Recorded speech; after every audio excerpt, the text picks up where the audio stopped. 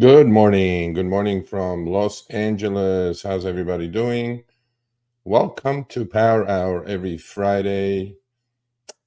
When is it? What is it? 10 a.m. Pacific, 1 p.m. Eastern.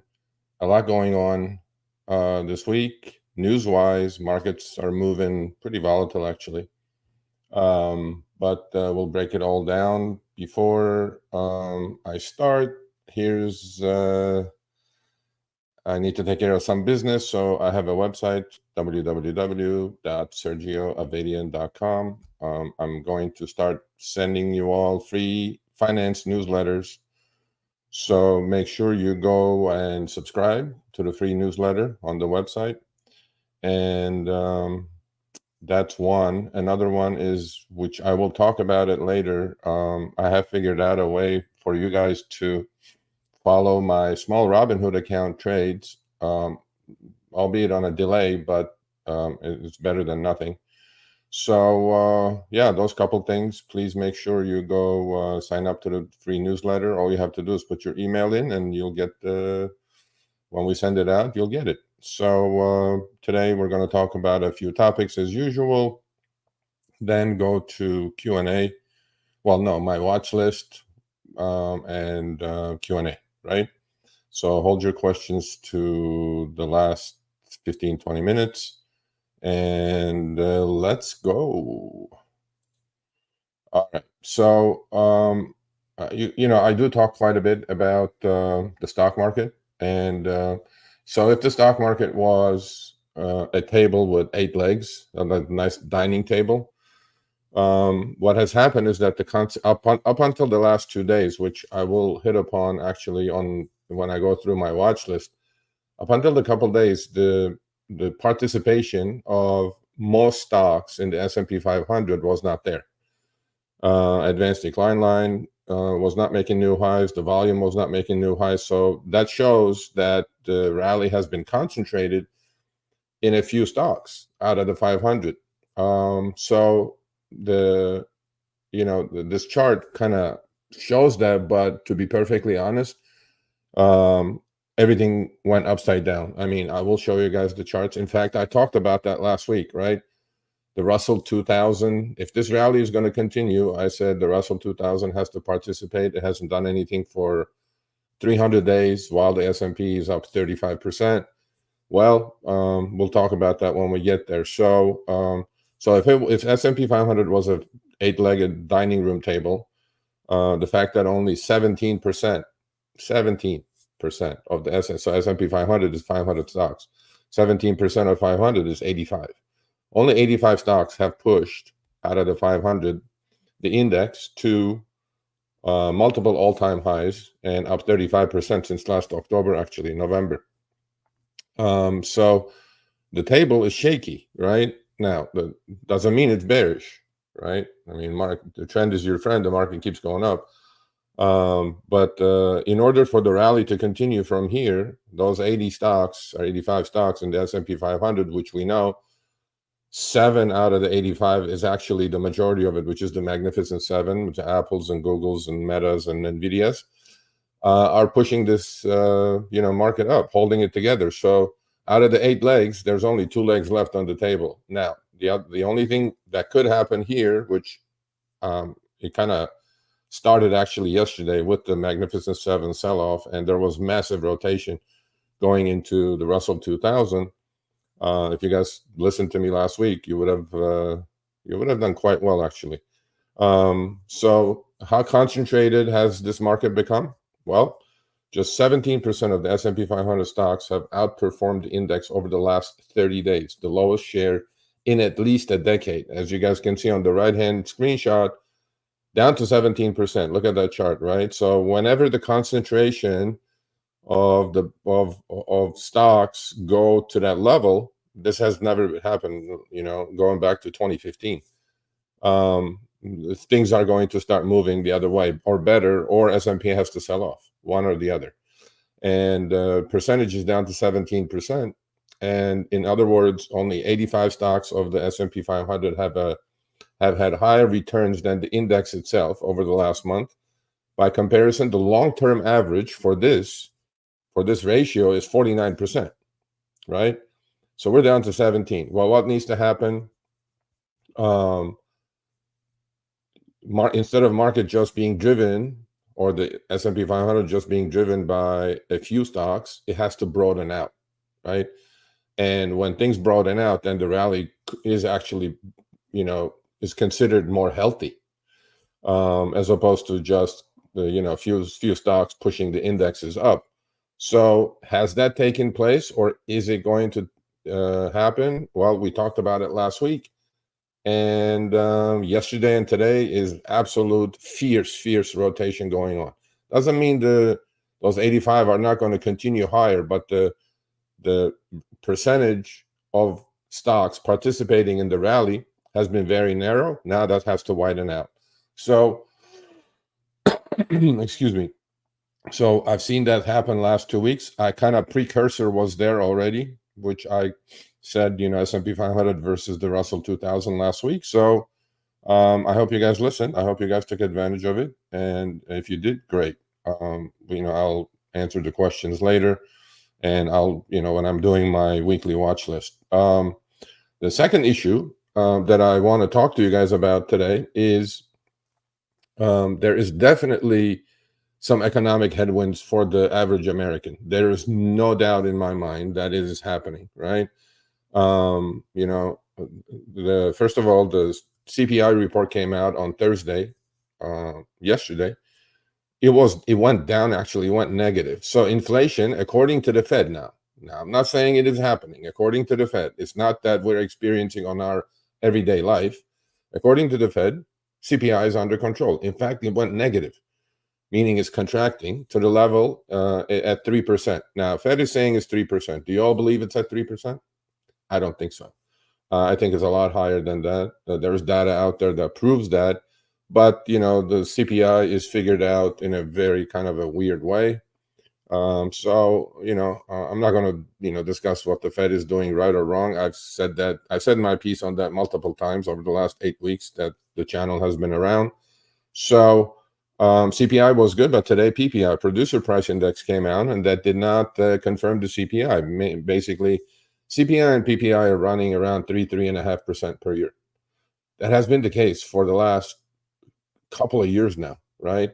So basically, either the Fed is massaging the numbers, which they don't have to do any of that, obviously, but then the basket that they create the CPI from is kind of flawed, right? Most of the time they come and say, well, CPI is down 0.1% for the month and 3% only for the year, which is contracting from 4%, 5% levels, without food and energy. I'm like, who doesn't eat, who doesn't buy gas? But let's just go with that. However, what's happening in the background is that, this actually kind of may force the Fed to get behind the curve, right? I believe they're behind the curve by cutting rates, because the GDP is slowing down. Gross domestic product is slowing down a lot faster than they think it is. And this is from their, Atlanta Fed. GDP growth estimates are plummeting. So what happens? Our GDP depends, or 80% of our GDP is consumer spending, okay? When consumer spending slows down, people start using their discretionary income more carefully and start saving some money. As we know, savings in this country is nowhere. It's horrible. So what's going to happen is that GDP is going to slow down because we don't have manufacturing, okay? What we have is consumer spending money on credit cards and borrowing and spending, just like the federal government does. So when that happens, watch out, right? Then the Fed is definitely behind the curve in cutting rates. So the most recent Atlanta Fed estimate, so as you guys know, there's different Feds, Atlanta, New York, Cleveland, and in different areas, there's Federal Reserve branches, let's say, under the guidance of Chairman Powell, right? So there are Fed governors in all these cities. The most recent Atlanta Fed estimate for the real U.S. GDP quarterly growth in Q2 2024 is down to 1.7%, as you guys can see in the big red oval on the right-hand chart. So GDP is clearly slowing down, right? And when GDP slows down, consumer spending is going to slow down, and the economy, the soft landing that the Fed is trying to accomplish may not be in the cards, because the market is definitely pricing in a soft landing here. And this estimate is down from 4.2% seen in mid-May, from 2.2 seen in June. So GDP was doing fine until the high interest rates that the Fed had to implement to kind of cool inflation off. There's always a lag between high interest rates and what kind of damage it does to the economy. Well, we're seeing it now. Now GDP is definitely slowing down, and that's why I said on a different video, actually today's video that came out, is Fed behind the curve. Behind the curve means they're always late raising rates and they're always late cutting rates. So were they late raising rates after the pandemic when they printed $7 trillion and pumped it into the economy? Absolutely. They let the rates, the ZIRP policy, zero interest rate policy, too long. And that created the inflation that we're experiencing over the last 2-3 years. And now they were behind the curve then. That's what it's called. And now they're behind the curve again by lowering interest rates, because GDP is really slowing down really, really fast.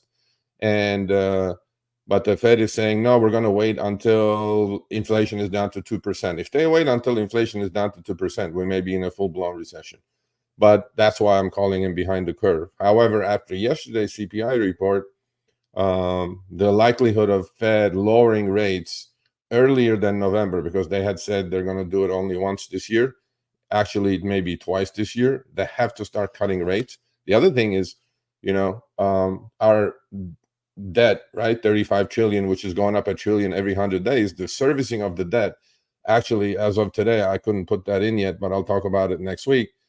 This year's just the debt servicing is up to $1.14 trillion, just interest we're paying. So who needs lower interest rates more actually than the government itself, right? Because during the pandemic with zero interest rates, our debt servicing was 400 billion. Now it's up to 1.14 trillion, right? So that's actually an anchor to the economy as well. So the consumer needs lower interest rates. Obviously, we know what has happened to our mortgages, car loans, and credit cards, and all that stuff when they raise the rates from 0 to 5. Well, the consumer needs it. The economy needs it in order for the GDP not to go, to soften up some more. And more importantly, the federal government needs it. The government needs lower interest rates more than anybody else because of the deficit that they're running at 35 trillion now.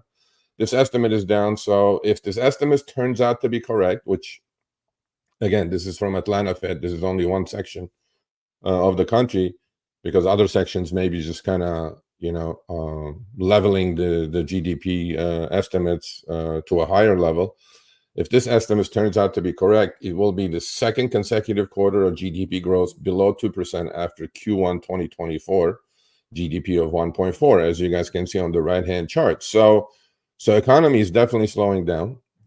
And since our GDP is made up of 80% consumer spending, if the consumer slows down, not stops, obviously will never stop, but if they slow down spending, the lag effect of 5% interest rates may be just on display here. So I'm I think the Fed needs to cut rates sooner than they said they will, instead of waiting for inflation to go to 2%. And the other thing that's happening is unemployment actually just cracked 4%, first time in a while. But we'll see. I'm definitely calling that the Fed is behind the curve. They were behind the curve raising rates, and they're definitely behind the curve cutting rates. So other than that, that's about it for this segment. Let me turn my phone off. Sorry. Okay. So the next subject I want to talk to you guys about, we've been also seeing the market keeps making higher highs, right? So what is happening is that there's one good part of Fed raising the rates. All right. You all remember about 4 years ago, when interest rates were at 0, right? And what were you getting on your savings account or your CD at the bank or your money market fund, right? What were you getting? 0.1%, 0.2% return, correct? That's when we called cash is trash. Might as well invest into the stock market. And If you did extremely, extremely well, obviously, over the last 3-4 years. But what has happened is that there are certain groups of people who are benefiting from higher interest rates. One obviously is going to be retirees, right? Because they're mostly not in the stock market. Obviously, they had their 401ks and retirement plans, and IRAs have benefited if they were passively investing, right, all along, which most people do, which is my suggestion if you have a retirement fund. The key is to start. After that, it gets easier and easier, called DCA, dollar cost averaging.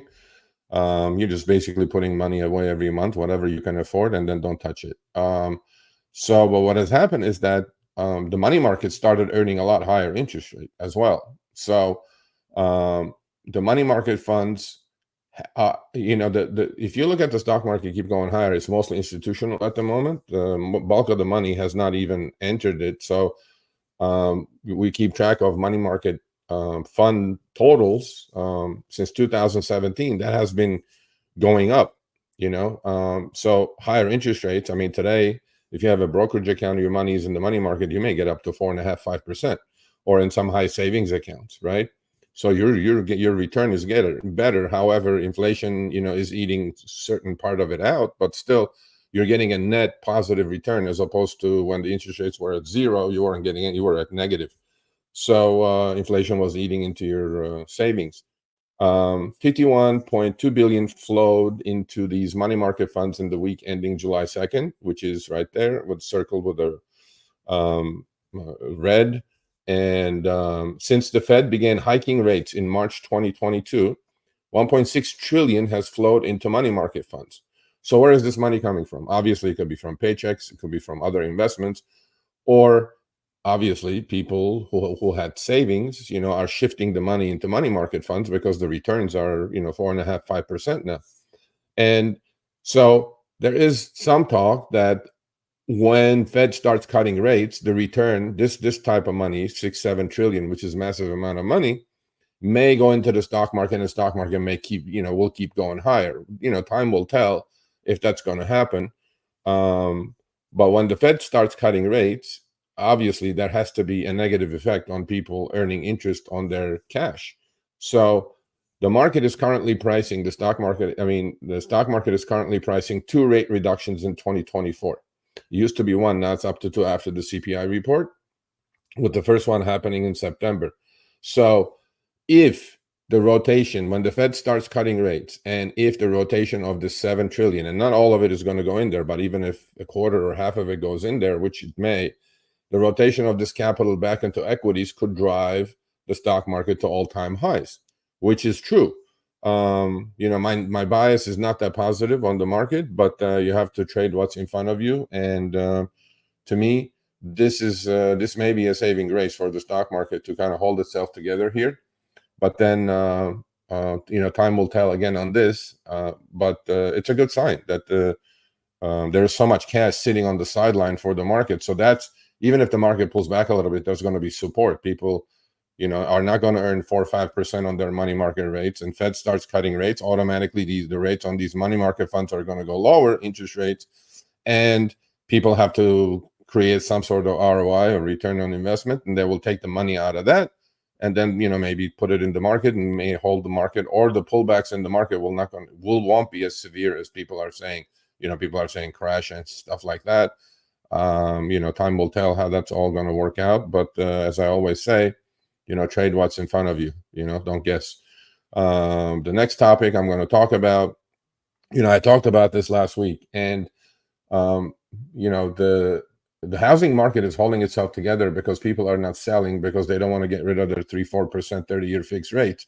But what is happening is that there are no buyers out there because they all got outpriced, right?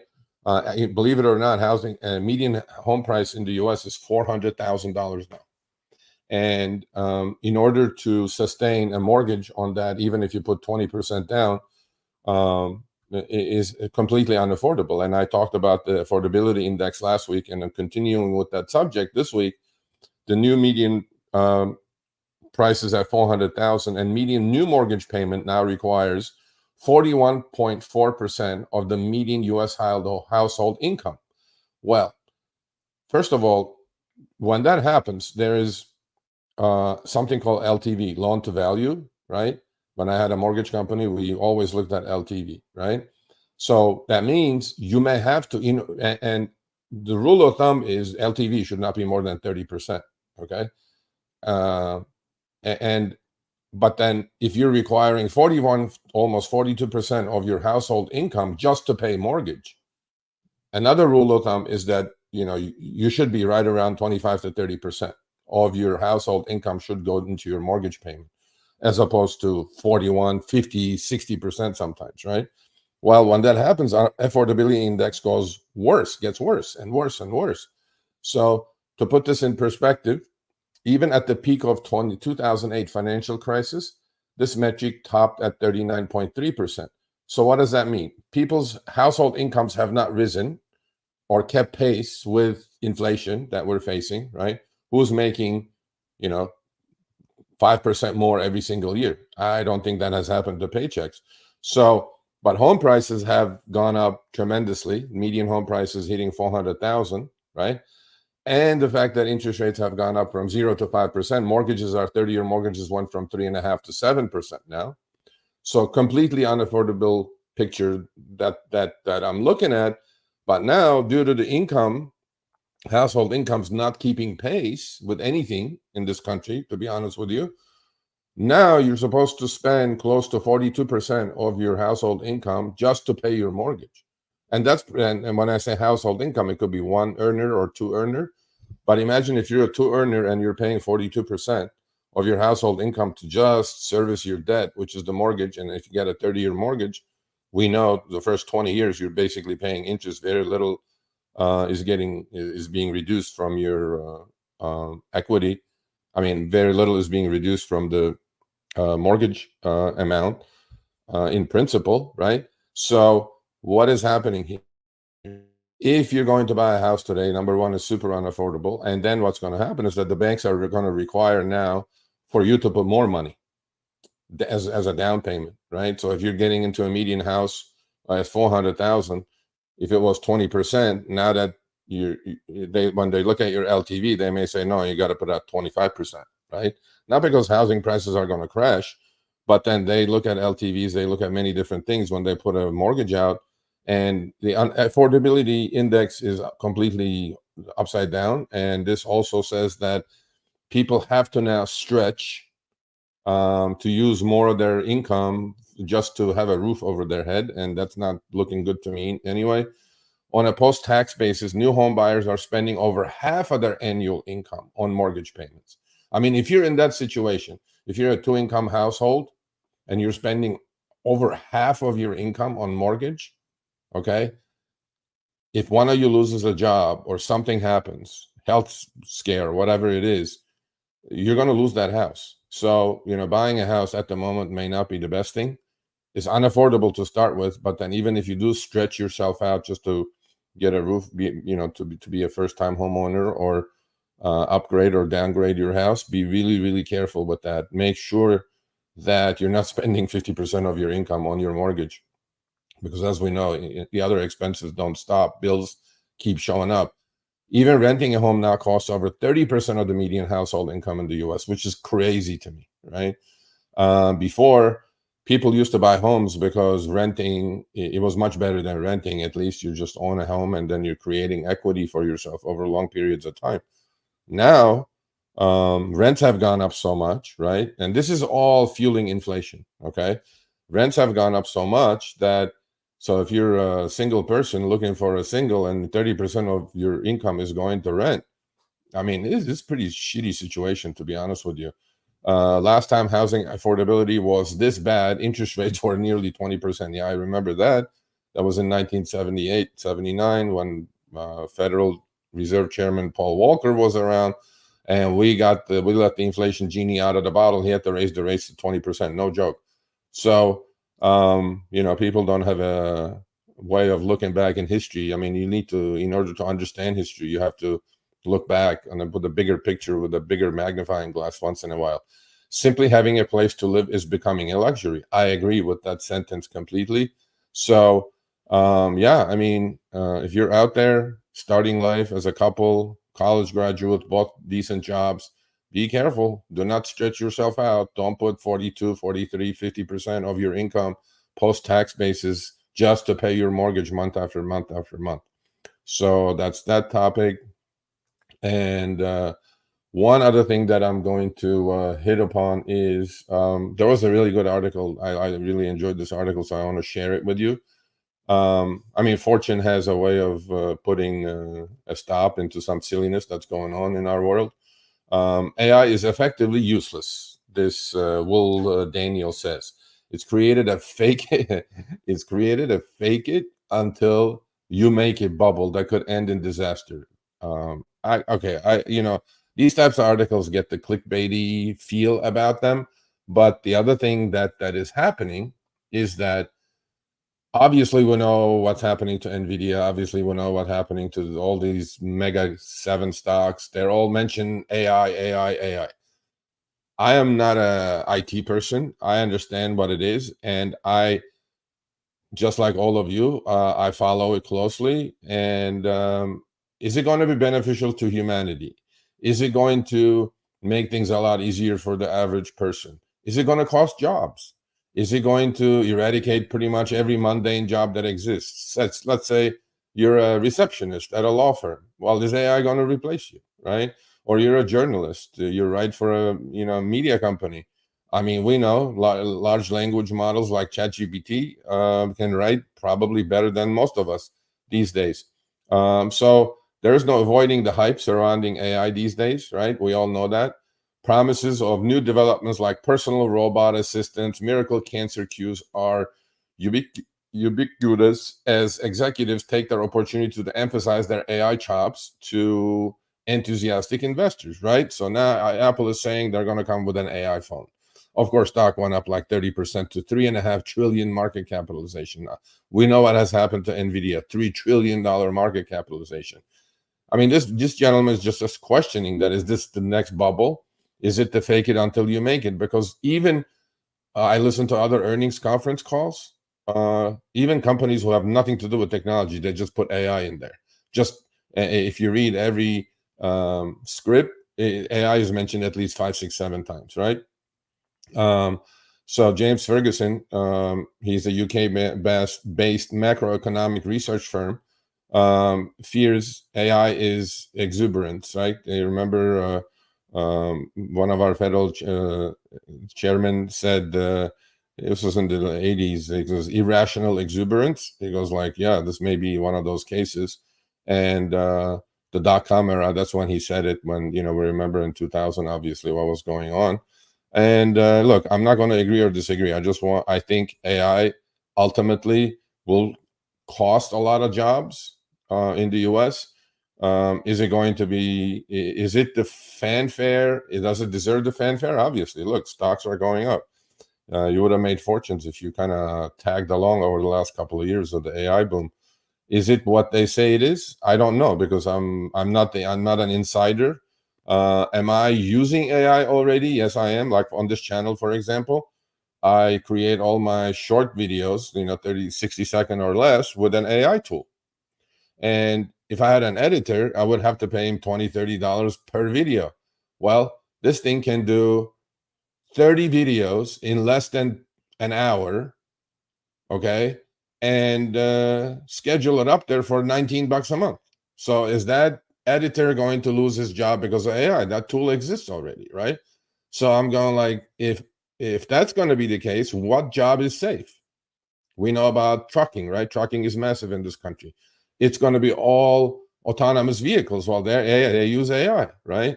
I mean, I don't know. I don't know if we're going to end up listening to Elon Musk and have some sort of UBI, universal basic income. But I mean, yeah, the effects of AI is going to be, hopefully, it's not going to be in the hands of bad people, because I'm told, or I read quite a bit about it, that AI could do massive amounts of damage as well as it could do massive amounts of good. So hopefully it's in the hands of good people, and then we're going to survive this as well as humanity. But I have 2 kids. I always think about it. I mean, what should they do that AI cannot touch? There isn't much out there. even my trading, right? There is AI bots out there now that they trade probably better than me. But time will tell. So it's not just negativity, it's reality. And the same analyst, is talking about, obviously, um, he says AI still remains and would argue completely unproven. I mean, that's true. The ChatGPT is there, and every single company from Microsoft to Google, they're in a race, right? Creating these large language models like ChatGPTs. But what else has AI done? I don't know. I mean, but I'm pretty sure, we're against the machine learning AI systems in our daily lives. We don't even feel it. Fake it till you make it. I don't know. There is some of that exists. Okay.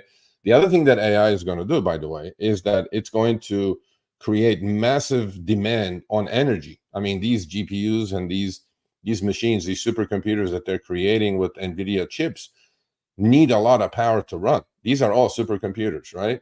So is the investment on this end going to be the power suppliers more than the chip companies themselves? I will talk about that. If I'm still doing this channel in 6 months, a year, and you also are still here, then we will definitely see a clearer picture going forward. So is it what he says it is? Is it fake it until you make it? I'm not sure. But is it overstretched? For sure it is, right? I mean, we know the poster child is NVIDIA. Everybody talks about NVIDIA. When I go into my weekly watch list, or go through my charts, I will talk to you guys about the technicals of the situation, because that's what I do. Picture's worth 1,000 words. You need to follow fundamentals, but you have to pay attention to the picture, because price don't lie. Okay. So now, here's the deal. I found this app, and I had actually talked to you guys about this a couple of weeks ago, and I said I'm going to test it, and if it's working out, I'm going to let you guys know, so you guys can follow my small Robinhood account. I wouldn't attach my actual account to this, because in the small Robinhood account, I cannot do everything that I can do in the large account, so it's kind of meaningless to do that, right? So what I did is that I downloaded the app. The app is in the App Store on iOS and also on Android.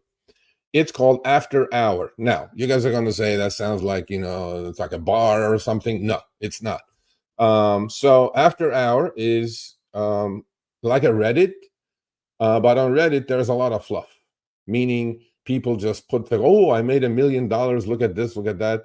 It's not verifiable, right? And you don't know if it's lie, you don't know if it's not. And there's also a lot of Discord channels, paid and not. They go, oh, I'm buying this, I'm buying that. Are they really doing it? I'm not sure. Okay.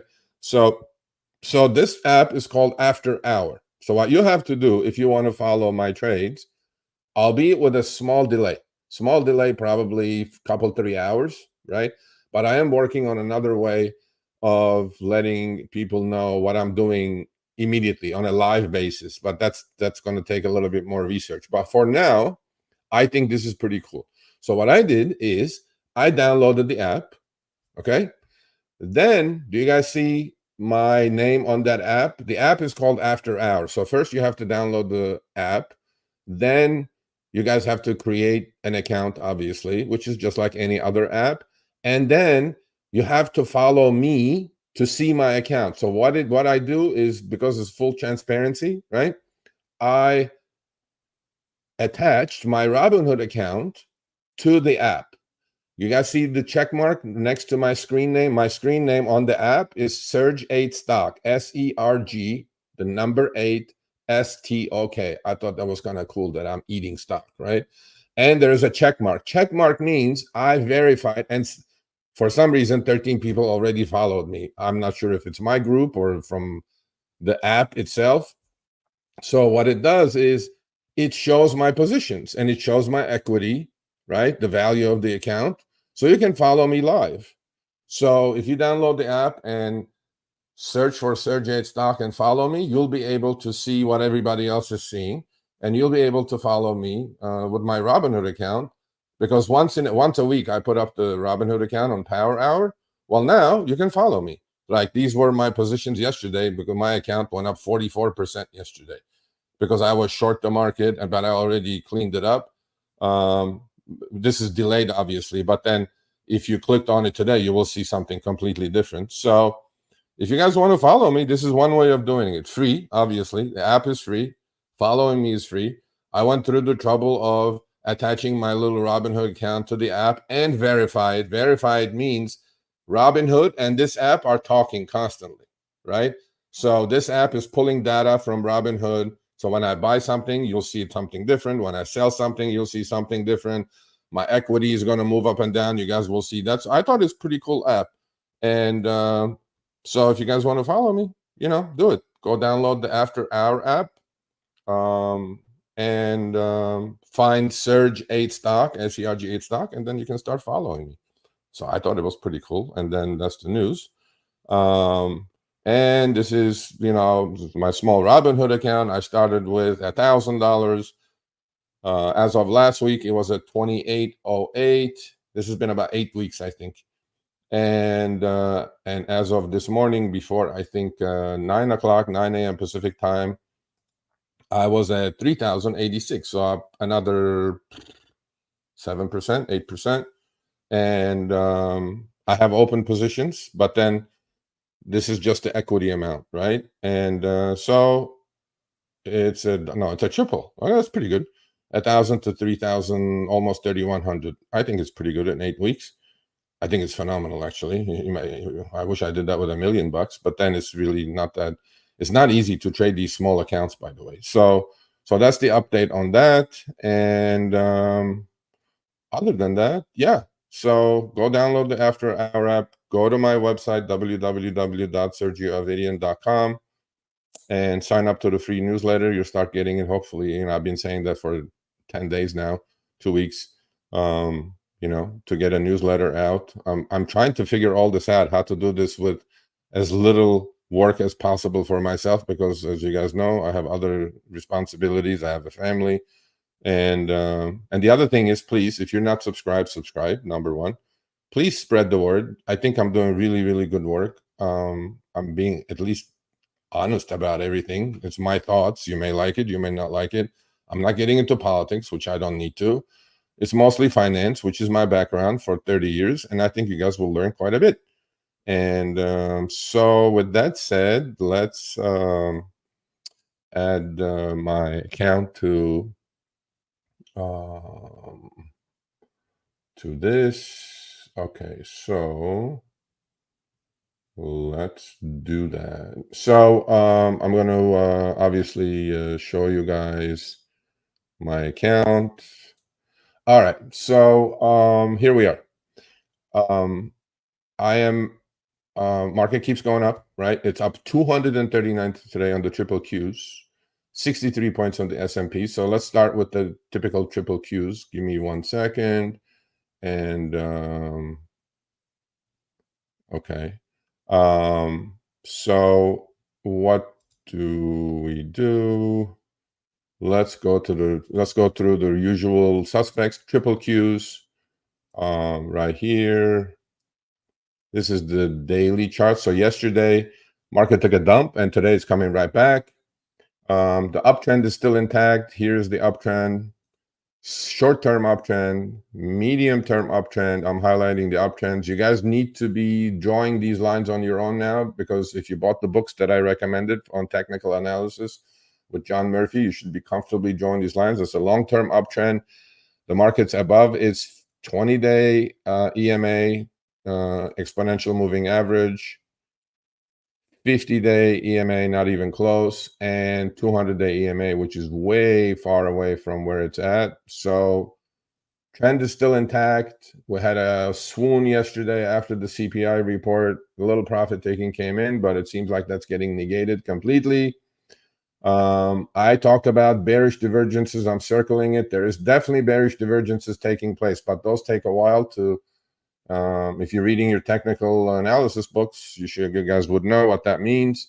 I talked about it last week. If you missed it, go watch the Power Hour from last week. So this is the triple Qs. Triple Qs, NASDAQ 100. And let's look at the S&P 500. Same thing. Uptrend is intact. I think the market's making a new high today, completely negating what it did yesterday, above its 20-day EMA, above its 50-day EMA. Uptrend is intact, short and medium and long term, above its 200-day EMA. Look, man, go with the trend. Nothing wrong with the picture here. Let's look at Apple. I mean, what else is there? There is definitely bearish divergence. Actually, I will be shorting Apple pretty soon. I think there will be at least a 15%, 10-15% pullback in an uptrend. Again, in an uptrend. This is not for you guys to do. You have to be really nimble to do that. Everybody's, okay. So I'm going to talk about two stocks that I've talked. If you guys missed my power hours, this is the trades you're missing. Okay. I talked about Tesla quite a bit on the show for weeks now, right?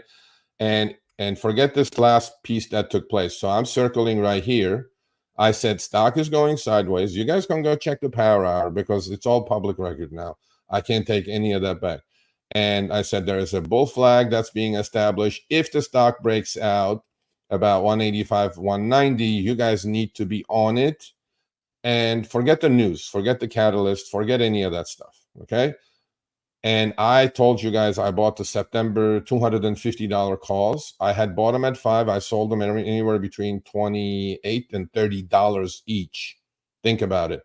And stock absolutely ripped. It broke its long-term downtrend.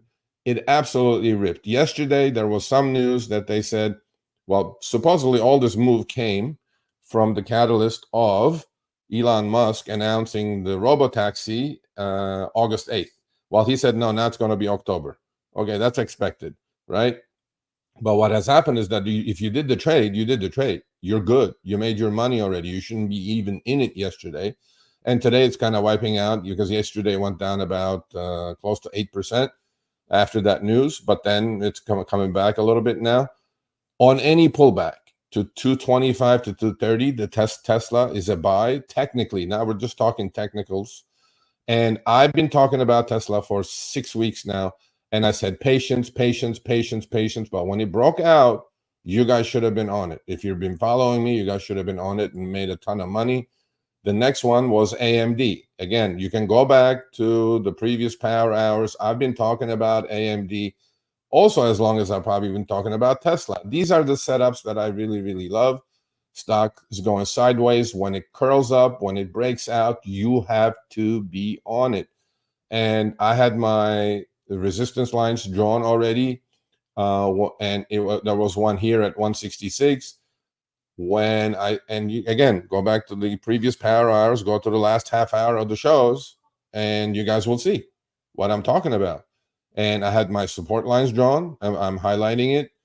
I said when AMD moves, you need to get on it. And I traded the stock. I traded options on it. And I'm still in it. So hopefully you guys are going to benefit from it. Here's NVIDIA. NVIDIA is showing me a little bit of a different picture. It's actually kind of acting weak in a really, really strong market. So here's NVIDIA, right? You have a high that it made at 140. Then it pulled back all the way down to 160, right? Then it kind of went back to 135. Yesterday was down about 6%, 7%. And now it's back to 131. So if you look at the RSI on the stock, again, it's in an uptrend. It's right above its 20-day EMA. It's holding it together for now. It's right above its 50-day EMA and way above its 200 EMA. So it definitely looks like I'm circling it now towards the middle of the screen, right, with my cursor. It looks like a very similar pattern here. So I wouldn't buy NVIDIA at the moment. The RSI is also throwing a whole bunch of bearish divergences, so be careful with NVIDIA. What else? Oh, yeah, the important part now. Remember I showed you guys the S&P 500, right? So we talked about this exactly last week, okay? I said if this rally is going to continue, the rally has to broaden, okay? Here's the S&P 500 from last October, November, early November, okay? I'm circling it right here. It was 410.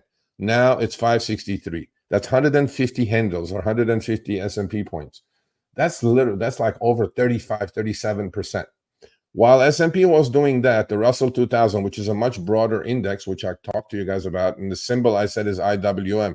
In fact, I just wanted to make sure if I said all these things, I rewatched my Power Hour from last week, just last Friday. Look what IWM has done the last 2 days.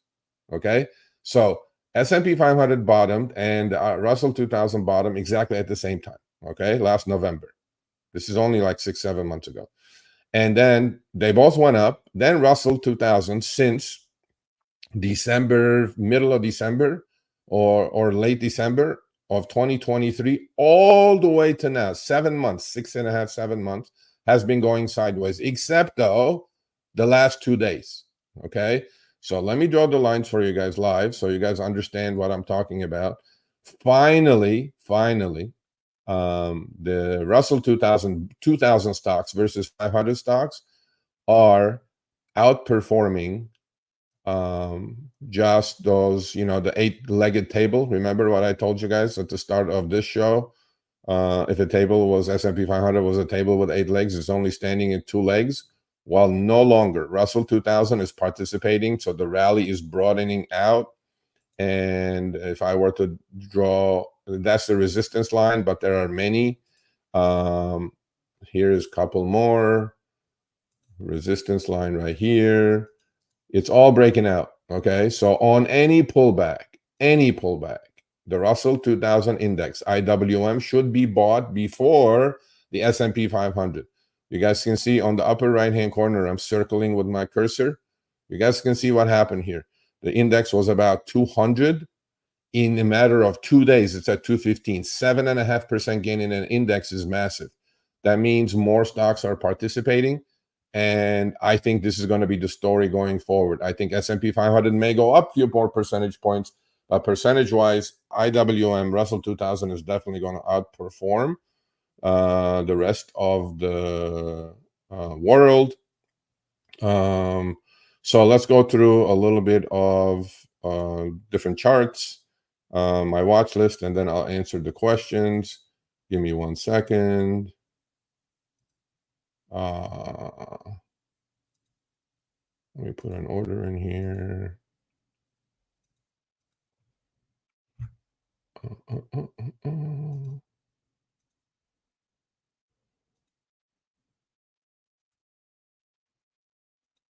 One second, guys. Okay, so let's go through some charts. What I'm watching, Bitcoin, by the way, is still going sideways. I mean, when that thing breaks out, that thing is going to go to 100,000. Okay, I have no doubt now, but it's still going sideways. So you got to be patient. Remember, 3 Ps: patience, position, and planning. That's why Tesla trade worked out. That's why AMD worked out. That's why IWM SPY worked out. You don't have to be a hummingbird. You don't have to be a stock jockey. You need to have patience. Okay. So one of the stocks that I'm really following close, I don't have a position in yet, is Clean Spark. So this will move with Bitcoin. Okay. Again, another these setups, right? You see this, how it's going sideways, right? But when Bitcoin moves, this stock moves like 4x Bitcoin, right? This thing went from 8 to 24 in a matter of weeks, couple of weeks, when Bitcoin moved from 30 to 70,000. Now, Bitcoin is going sideways. Clean Spark is going sideways. This is a miner. This is the most efficient miner of Bitcoin on the planet, FYI. So it pulled back into support right here. I'll draw it for you guys. Right here. And resistance is up there, which is about 22. So it's a pretty big range. Right here. So it's going back and forth. So now it's into support level. I will wait until it starts moving, right? I mean, it's just going back and forth between 14 and 21. Can you make money swing trading? Yeah. Will I do it? Of course I will. But if you're not that nimble, just wait until it breaks out, because on the next breakout, this thing is going to fly. If Bitcoin goes to 100,000, I can see this thing at like $40. So another miner is called Marathon Digital. Again, when Bitcoin moves, these things move. I had a channel which it broke out of, so we can remove that channel now. It's not relevant. But then now you have a horizontal channel where the resistance and support is valid. I mean, look, How many times can it get rejected, right? And then support is right down here. So I'll draw that and I'll leave those lines. No question right here. This is support. So it's going between 17.5 and 23. When it breaks out of 23, it's going to go to 35. And if Bitcoin gets to 100,000, this thing is going to be $50. So again, you just wait. You draw your lines. You just wait. There is nothing else to do. Alibaba was one of my favorites. It still is. I did get stopped out, but I got back in again. Again, by the way, all these stocks are going to be on the community page on the YouTube channel, so you guys can go pay attention to it. A lot of people are asking me, GameStop, what's going to happen? I don't know what's going to happen. It's not doing anything. It's the dead man's EKG. So couple of new additions. One is called Upstart Holdings. UPST is the symbol. I love these setups. As you guys know, stock keeps going sideways, sideways, sideways. When it breaks out, it's going to go absolutely bonkers. It's right at the 200-day moving average. It's into resistance now. There is no news. There's no catalyst on it, but it broke out of a long-term downtrend. Here's the resistance.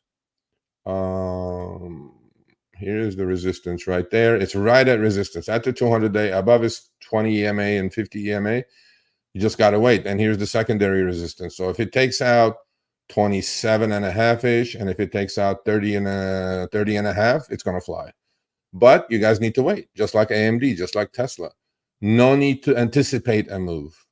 Once it starts moving, there's so much room, just like it did here, right? This is the same setup, sideways, sideways. It broke out. It went from 27 to 50 in a matter of a week and a half. If I pull it back, and as you guys can see, the stock has crazy moves, right? But you have to be patient. See, it's been going down forever, just like now. It's going sideways. But when it starts moving, right, last time it went from 15 to 75 in a matter of 2 months. So between 50 and 75 is 60 points. You should be able to make money. Trade it, swing it, position trade it, whatever the heck it is that you need to do. So, but you have to be patient. But you have to be locked and loaded. And when things take place, you act. Okay? That's how trading works. Another one I'm watching really closely is super microcomputers. This is almost a surrogate of NVIDIA. Not much is happening. I have my lines drawn. When it gives me the signal, I'll definitely will go with it. Let's look at MicroStrategy. MicroStrategy is, again, total Bitcoin surrogate with Michael Saylor, largest corporate holder of Bitcoin with 227,000 Bitcoin.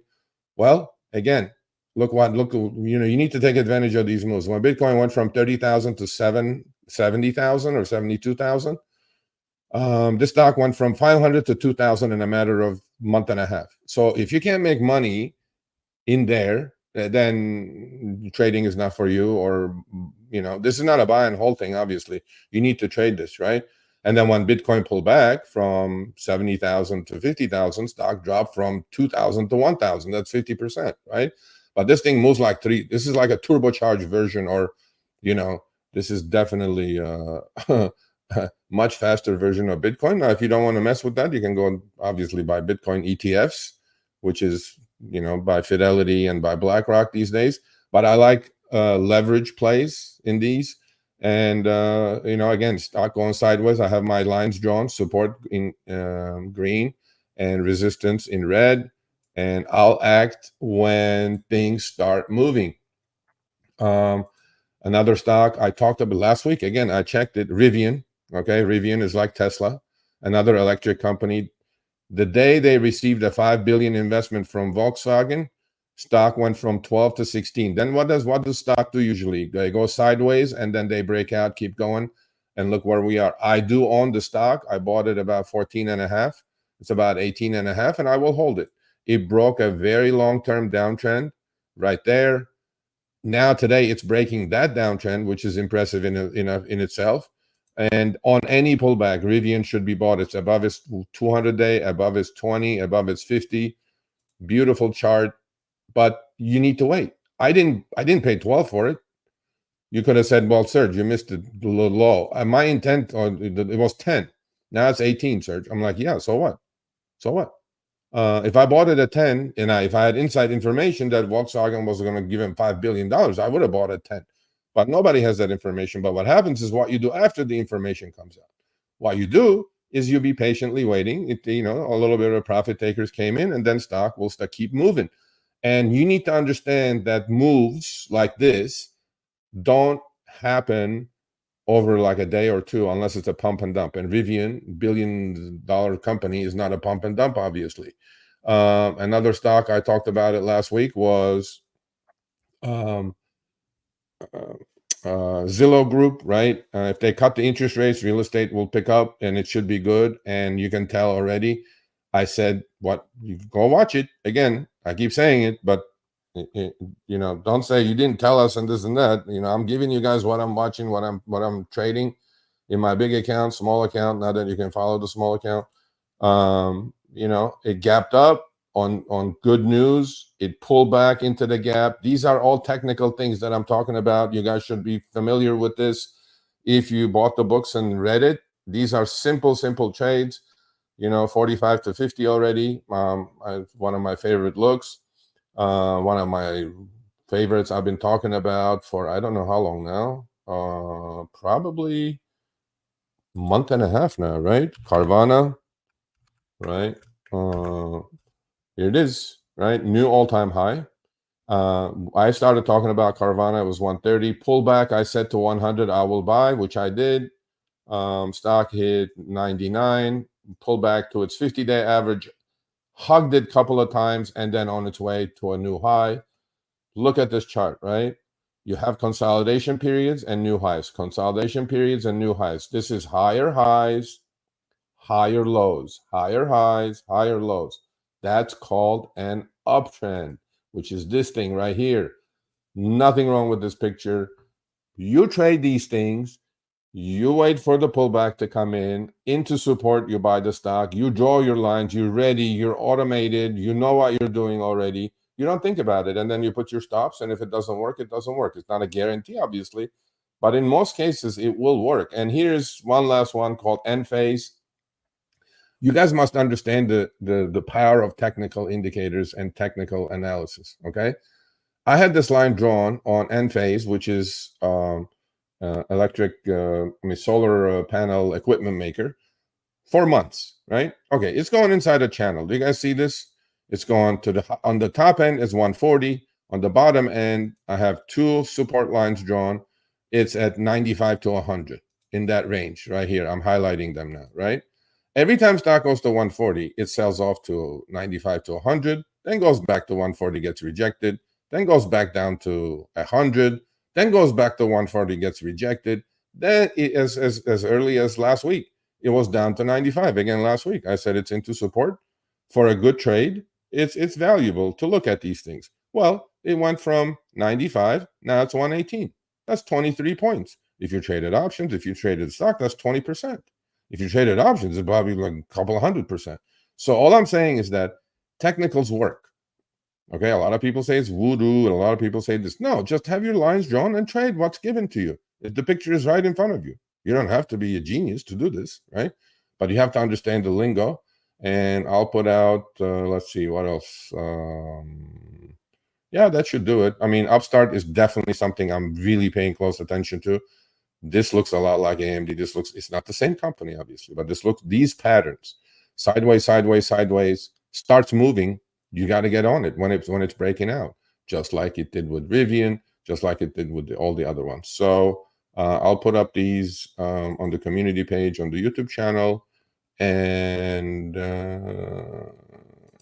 that's about it, guys. So let me see if there's any questions.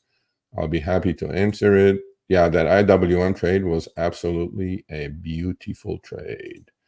And I am thrilled to give you guys the early heads up on that.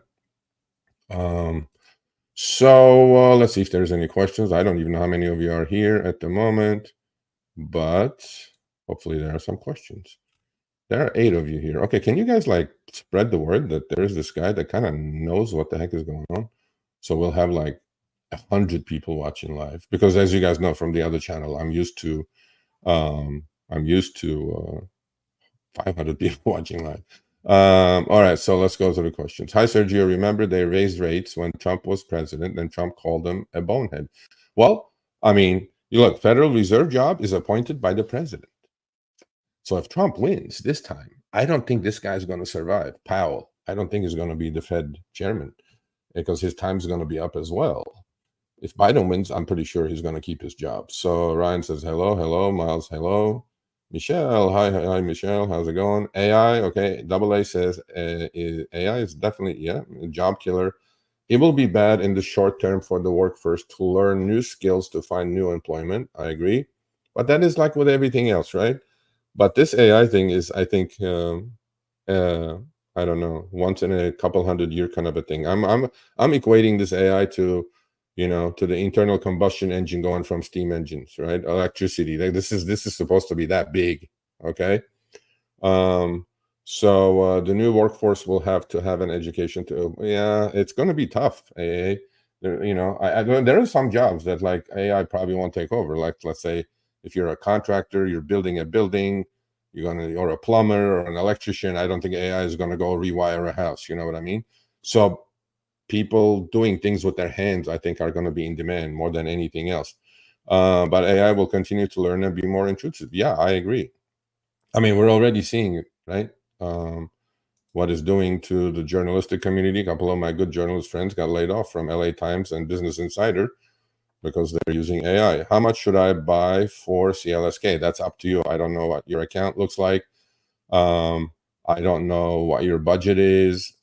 Now, the better question, Maria, would have been, is not how much should I buy, where should I buy? So I gave you the technicals, right?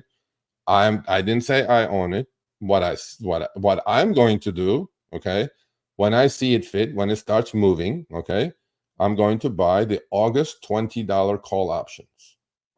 How much of that you can buy, how many you can buy, and we talked about this in the past, the education series, one call option is equal to 100 shares. But you have to be right in the time and the direction of duration and direction. You have to be right. The stock has to move. You can't keep going sideways while you expect to make money on your options. Or you can go buy the stock. So if you buy, you can buy incremental shares of this, 1 share, 5 share, 10 shares.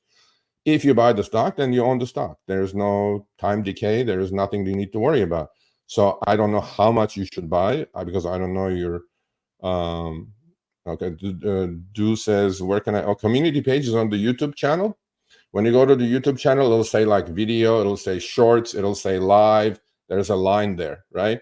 If you go all the way to the right, scroll all the way to the right of it, it will say community, so it'll be there.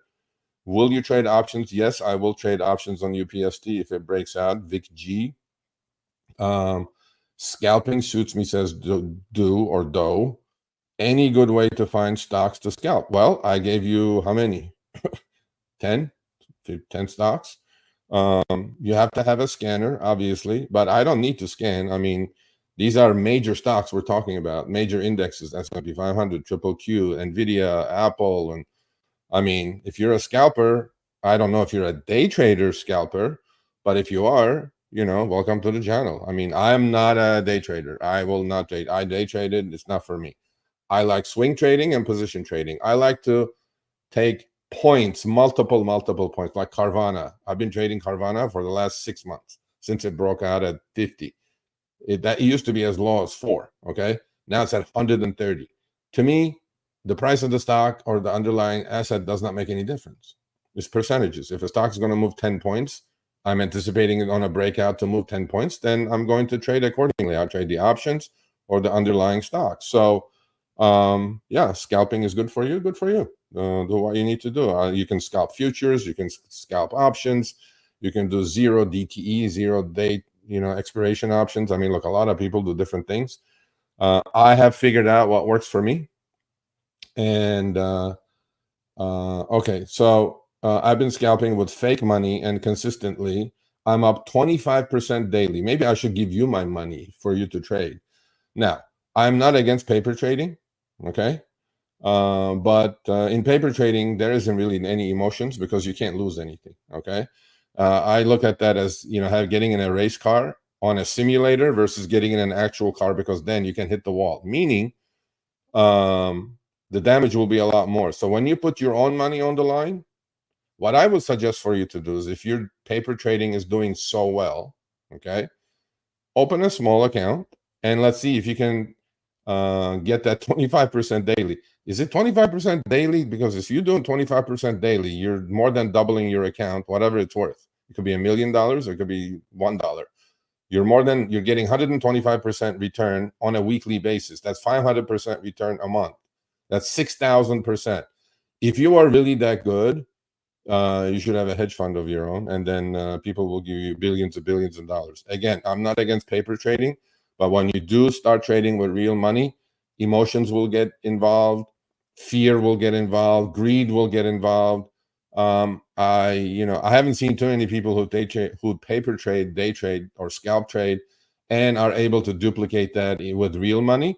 But I would love to follow your story. I mean, maybe you should take the training wheels off now, right? Because that's paper trading.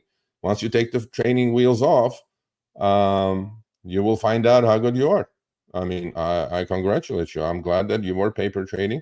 And now put your money where your mouth is. Again, you don't have to do it. Start with something that you can afford to lose all of it and not worry about it. Okay? Okay, like I said, fake money. Fake money is not real money. So open an account with $2,000. Let's see if you can do it in real life. What are you trading? Are you trading futures? Are you trading zero DTE options? What are you trading? In order to make that money on $2,000 on a daily basis, you probably are trading futures, right? S&P futures or triple Qs or NQs or the mini futures, whatever. There's no way you can make that kind of money on anything else. So I'm guessing that you're trading the futures. If you are doing that, open a $2,000 account, okay? Actual account now. Volatile stocks, like what? Like GameStop? There is no volatile stocks during the day. Again, email me. You can email me, and then we can continue this conversation. Volatile stocks are every day, right? GME, let's say, when it was moving, that kind of thing. But to make 20 that kind of money, well, that's 20, okay, to make that kind of money on a daily basis with a real account, I'll follow you, bro. I'm telling you, I'm good. My major account is up 200% this year. My small Robinhood account in 8 weeks is up 200%. So you would be running circles around me, but I'm happy with the 200%, right? But then it's, paper trading, nothing wrong with it. Now, time to take the training wheels off. Let's see if you can do it in real life. And if you can, you'll be my hero. I'm not against it whatsoever. So good luck. Keep me posted. You can email me, Sergio at sergioavedian.com. Let me see your progress. In fact, I don't know. I mean, that's the only way we can keep in touch. But thanks for the comments. And if there is nothing else, I'm going to bow out a little early today because I got to go back to my own trading. What else? Any other questions? No? Okay. So go check the power hours, and you guys will see if what I said was real or not. And this will be a public record going forward as well. You all have a great weekend, and I will see you guys next week. You got it, though. Email me, Sergio at sergioavedian.com. So Sergio at sergioavedian.com. And let's see what you got. I'm very curious if you can find a stock to make, to paper trade and make $500 every single day, day after day after day. To me, it looks a little bit impossible. But then if you are able to do it, if you have the scanner set up, and if you can swing it, time to take the training wheels off. I'm telling you something, though. If you can just have a $2,000 account and just make $100 a day, go for that instead of going for the home run. Go for the singles, because those singles will add up. That would be my suggestion to you, because when you open your own account, everything will change with real money, okay? So if you can even make $100 a day, which in your case seems like no problem, because you're saying you're making 5. If you make 100, that's 5% a day. That's 25% a week, okay? 5 trading days, right? That's 100%. That means you're doubling your account every single month, right? So to me, that would be awesome. So keep in touch and come back and revisit and give us your results. And but hopefully you're learning some stuff here. Maybe in La La Land, I don't know. Look, no need to say things like that. Maybe he may be doing it. Proof is in the pudding. I mean, maybe he will put his account up on after hour himself, and then I can follow him.